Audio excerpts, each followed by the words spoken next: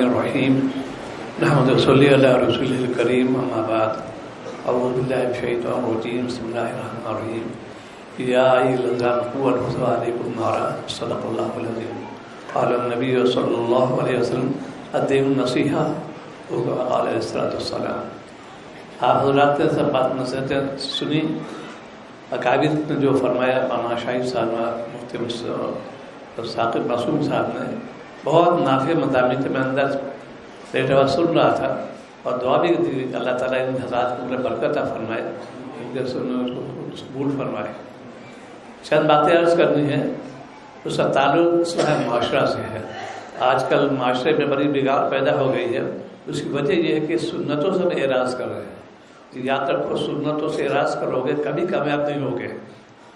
سنت عمل کرو گے. ہم لوگ سنی ہے, جو سنت عمل کے وہ سنی کہلاتا ہے.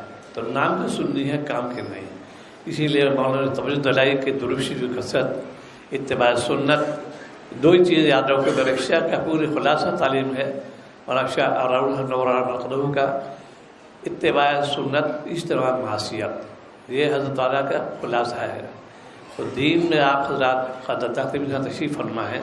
اسی لیے گزارش ہے کہ ہر کام ہر قول سنت مطابق ہونا چاہیے. کھانا پینا اٹھنا بیٹھنا جتنی چیزیں ہیں, ایک کام تو یہ ہے. دوسرے, اپنے آپ کو حرام سے بچاؤ. آج امت حرام خوری مبتلا ہو گئی ہے. اسی لیے دعائیں قبول نہیں ہو رہی. 16 امت دعا کرتے ہیں, قبول کیوں نہیں ہو رہی؟ اس لیے کہ اکثریت جو ہے وہ حرام خوری مبتلا ہو گئی. انہیں میں سے گوشت کے بارے میں عرض کرتا ہوں. مرغ جو ہے خاص ذبیحہ درست نہیں ہے, وہ گوشت قابل جو ہے استعمال نہیں رہا, اس میں حرمت آ جائے گی. مقتضا بیٹھے ہوئے ہیں, ذبیحہ درست نہیں ہے اور ہم لوگ بڑے ذوق و شوق سے کھاتے ہیں. ہم مجلس میں کھاتے ہیں, اس کے شادی بیاہ میں کھاتے ہیں, ذبیحہ درست نہیں ہے. ایسا کھانا درست نہیں, جب پیٹ میں جائے گا دعا قبول نہیں ہوگی. کوشش کرو کہ ہمارا کوئی لقمہ حرام پیٹ نہ جانے پائے. اس کے لیے اللہ تعالیٰ نے ارشاد فرمایا کونوا مع الصادقین. کہ علماء کرام مشائخ خدمت سے جاؤ گے, ان سے استفادہ کرو گے, طبیعت میں نور پیدا ہو جائے گا.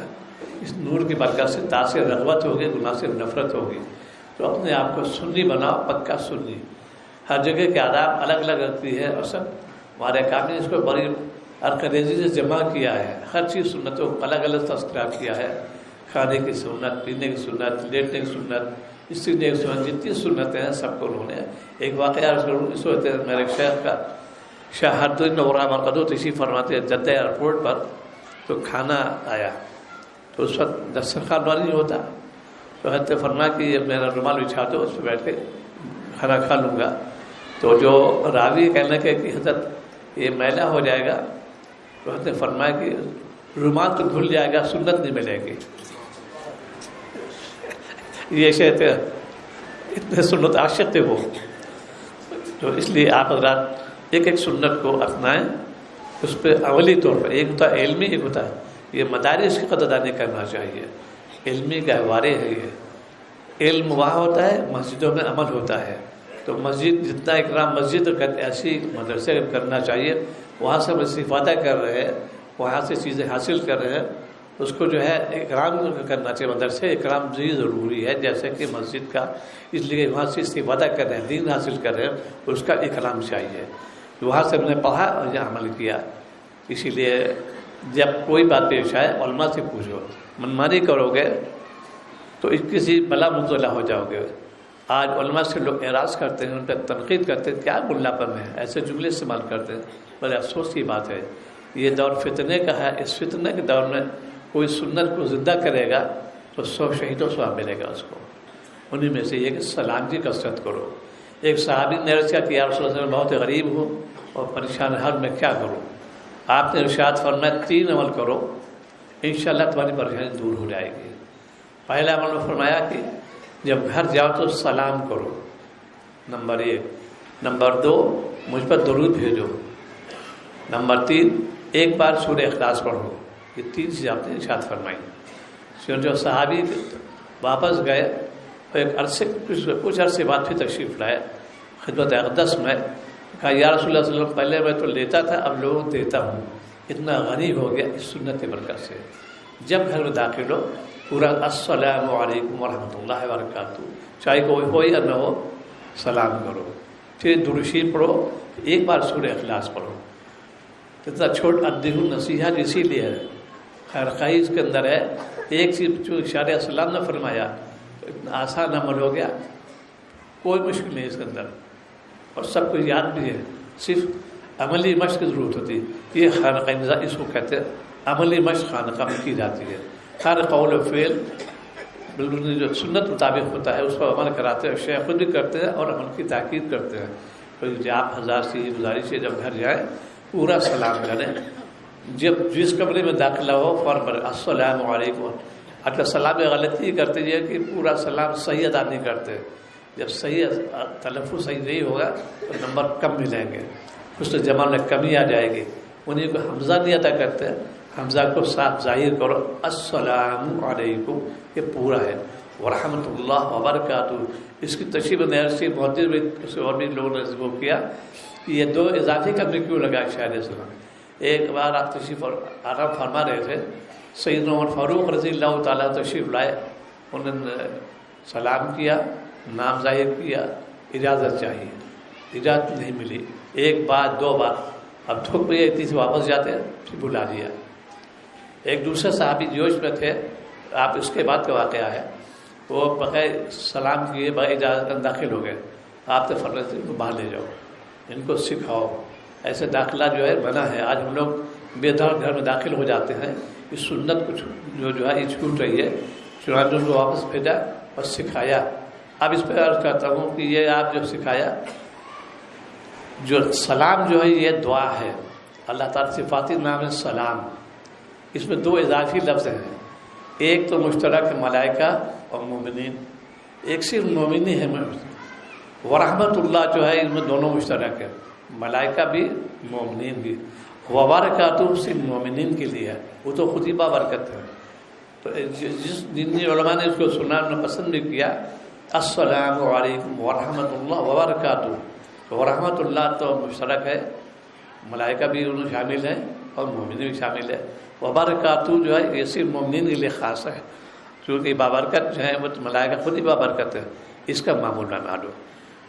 چھوٹی سی بات ہے کہ سلام کو پھیلاؤ، آپ ارشاد ہمشو سلام، سلام پھیلاؤ، اور سلام کے اندر جو اجزاء ہے اس کو صحیح ہونا چاہیے۔ ہم لوگ سلام علیکم کہتے ہیں، لفظ درست نہیں ہے، مناسب نہیں ہے، یہ اچھا بھی نہیں لگتا، جو فن سے واقف ہے ان کو بہت گرم گزرتا ہے۔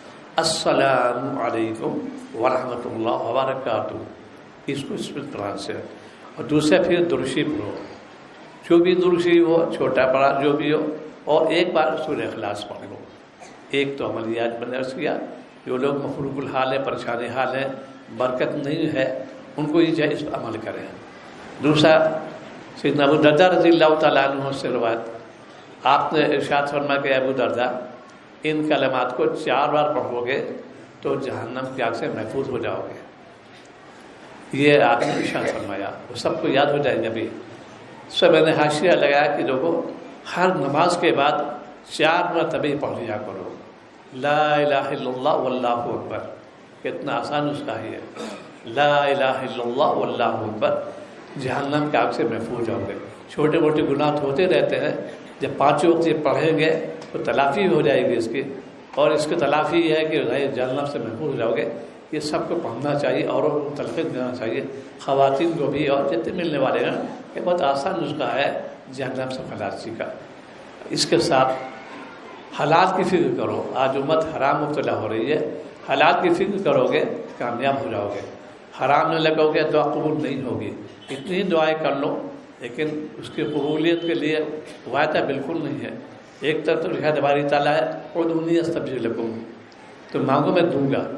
شاعر السلام فرمایا کون سی دعا قبول کون سی رد، انہی میں سے عقل حلال ہے۔ اگر حلال روزی پیٹ میں جائے گی دعا قبول ہوگی، قلب میں نور پیدا ہوگا، تاج سے رغبت ہوگی، گناہ سے نفرت ہوگی۔ ایک تو جہاں پر شادی بیاہ ہو کھانے میں احتیاط کرنا چاہیے، خاص طور سے مرغ جو ہے اس کے بارے میں جو ذبیحہ درست نہیں ہو رہا، اس لیے اس سے اجتناب کرنا چاہیے، ان سے بحث نہیں کرنا چاہیے، بس کہتا ہے پھر موالد نے منع کر رکھا ہے، یہ اتنا جملہ کافی ہے۔ ایک وائس چانسلر صاحب وہاں پہ 3 سال رہے، لوگ دعوت کرتے تھے، غیروں بھی دعوت کرتے تھے، ان کو یہی جملہ یاد ہو گیا تھا کہ میں نے موالید سے مجھے منع کر رکھا ہے. سبزی کھا لیتے تھے, وہ جانتے تھے کیسا ذبح کیا ہوگا, غیر مسلم ہیں وہ لوگ, لیکن چونکہ افسر تھے اس وجہ سے لاتے تھے, اس میں انہوں نے استعمال نہیں کیا. یہ ہم سب کو چاہیے کہ جو سپلائر ہے ان سے تاکید کی جائے, دیکھو بھائی اب چاروں قسم لوگ جو ہیں مسلمان ہیں, کھانے والے, کھلانے والے, خریدنے والے, بیچنے والے مسلمان ہیں, لیکن حرام روزی جاری پیش کرتا ہے. ایسی دعوت بالکل مناسب نہیں ہے. اپنے طور پر سنت سے پیدا کرو گے, گناہ سے نفرت پیدا کرو گے, ولی کامل بن جاؤ گے. اس لیے علماء کی صحبت جایا کرو, ان سے استفادہ کرو, بڑے تحقیقی جملے کے ان سے جتنا بھی فیض حاصل کر سکو حاصل کرو, فائدہ ہی فائدہ ہوگا. مسجد اسی نام ہے, سجدے جتنا کیا باتیں کرنا, ایک دوسرے پہ چغلی کھانا, یہ منع ہے. زبان کی حفاظت کر لو. زبان 3 اعضاء ایسے ہیں, ان کی حفاظت کر لو گے اور آسان گناہ جو چھوٹا آسان ہو جائے گا. آنکھوں کی, کانوں کی, زبان کی, ان کی حفاظت کر لو, دل میں نور پیدا ہو جائے گا, تاثر رغبت اور گناہ سے نفرت ہوگی. چونکہ یہ آج قرآن پاک ختم ہے, اس لیے یہاں سے باتیں عرض کرنی ہے. میرے شیخ نے اور کو سنایا کہ جس وقت حضرت حفظ میں شروع کیا تھا, ان کے والد بڑے وکیل تھے, کئی ضلعوں کے مشہور وکیلوں میں سے تھے. ان کے دوستی تھی جسٹس نعمت اللہ صاحب رحمۃ اللہ علیہ سے, جنہوں نے ہندوستان کے قانون سازی کی بنائے. انہوں نے ان سے کہا میں نے اپنے بیٹے کو حفظ میں لگایا, تو پہلا سوال کیا انہوں نے, کیا وہ نابینا ہے؟ کہ نہیں بینا ہے. دوسرا, کیا پیروں سے معذور ہے؟ کہ نہیں, پیر بھی ٹھیک ہے. کیا ہاتھوں سے معذور ہے؟ یہ اب سے رائے دے, یہ سن 24 کی بات ہے, 25 کی بات ہے. اس وقت ایسا لوگ دماغ بن چکا تھا. وہ قوم ملعون یہود و نصارہ, وہ چاہتی ہے اسلام کے کو ایسے پھیرا جائے, ان کو ٹیکنالوجی سکھا دو. آج امت اسی سے لے گئی. ٹیکنالوجی کو میں نے دعویٰ کیا ہے, کوئی شخص اللہ والا بننا چاہے سائنس پڑھ لے, 100% ولی اللہ بن جاؤ گے, میرا دعویٰ ہے. لیکن سائنس پڑھتے کیوں ہیں؟ سائنس پڑھیں گے 2 عہدہ ملے گا, پیسہ ملے گا. سائنس پڑھو معرفت کے لیے, ایک ایک چیز معرفت ہے. انسان حیران ہو جائے گا کیسے قدم اٹھاتے ہیں, کیسے بات کرتے ہیں, کیسے کھانا کھاتے ہیں, پوری سائنس کے اندر موجود ہے. اسی لیے یہ ٹیکنالوجی جو ہے پڑھو, اس کو ضرور پڑھو, لیکن معرفت کے لیے. میں اللہ تعالیٰ کیسے پہچانوں؟ سائنس پڑھو گے, معرفت الہی کا راستہ طے ہو جائے گا. اسی لیے علوم صادقین یہاں پر اللہ والے بڑے ٹیکنالوجی سے واقف ہوتے ہیں, چونکہ قلب میں نور ہوتا ہے, تو نور کی برکت سے ایسی باتیں آپ فرماتے ہیں تو وہ حیرت کہاں سے بولتے ہیں. اسی لیے بھائی حلال کی فکر کرو, حرام سے بچو. قرآن پاک بہت بڑی عظمت جگہ والا فرماتے تھے, اس کا ظاہری ادب بھی ہے اور باطنی ادب بھی ہے. ظاہری ادب یہ کہ قرآن پاک کی جو اگر تجدید کرا پھٹ جائے, ان کو جزان چڑھاؤ. رحل مخصوص ہے قرآن پاک کے لیے. آج کل غلطی کرتے لوگ رحل بدلے دینی کتابیں رکھ دیتے ہیں, یہ ادب کے خلاف ہے. قرآن پاک کے لیے مخصوص ہے رحل, اور تپائی بنا لو اس پہ رکھو, لیکن رحل پہ یہ ادب کے خلاف ہے. اس پہ بادشاہ کی کرسی پہ بادشاہ بیٹھتا ہے, وزیر نہیں بیٹھتا. ایسے ہی یہ دینی کتب جو ہے کتابیں, حدیث پاک بھی انہیں میں آتا ہے, رحل پر نہیں رکھیں گے, اس کی الگ تپائی ہونا چاہیے.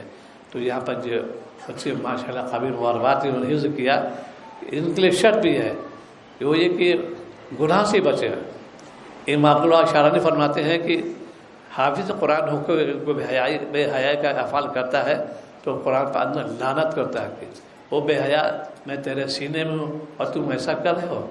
اس لیے وہ آواز سننا ہی نہیں تھی, لیکن کوشش کی قرآن پاک حفظ کرنے کے بعد اس کی واقعہ یہ ہے, اس کو یاد رکھنا, اس کی تلاوت کرنا, اس کی عظمت کرنا, یہ چیزیں رکھو گے. قرآن پاک بہت بڑی نعمت ہے. ہم نے کہا ہماری ڈگری آتے ہیں یونیورسٹی کی, وہ تو بس جہاں آنکھ بند ہوئی سب ختم, یا ریٹائر ہوئے سب ختم.